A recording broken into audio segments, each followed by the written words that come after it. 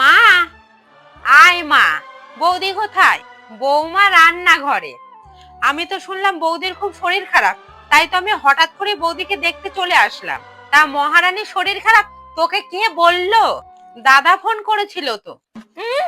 দুদিন আগেই বলছিল আমি বিয়ে করব না, আর অমনি জোর করে বিয়ে দিতে বউ পাগল হয়েছে। মায়ের যদি শরীর খারাপ হয় চোখেও দেখে না, আর 2 দিন এমনি বউর শরীর খারাপ হয়েছে, বোনকে ফোন করে বলা হয়ে গেছে।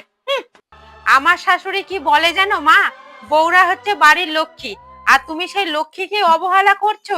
এই জন্যেই বলে নিজের থেকে পর ভালো। বৌদি আসার আগে তো তুমি এই সংসারে কাজ সব একা হাতেই করতে, আর তুমি এখন ঘোড়া দেখে কুড়া হয়ে গেলে। ও এই বাড়ির মেয়ে না, এই বাড়ির বউ। ও পায়ের উপর পা তুলে বসে থাকবে আর আমি খেটে মরবো? এমন একটা সময় আসবে না মা, যে সময় ওই বৌদি তোমার পাশে থাকবে, আর আমি আমার সংসার ছেড়ে তোমার পাশে থাকতে পারবো না মা। আমার পুরা কপাল, মেয়ে এসছে আমাকে 2 কথা শোনাতে। শোনো মা, এই কথাগুলো তুমি একটু বোঝার চেষ্টা করো, তাতে কিন্তু তোমারই ভালো হবে।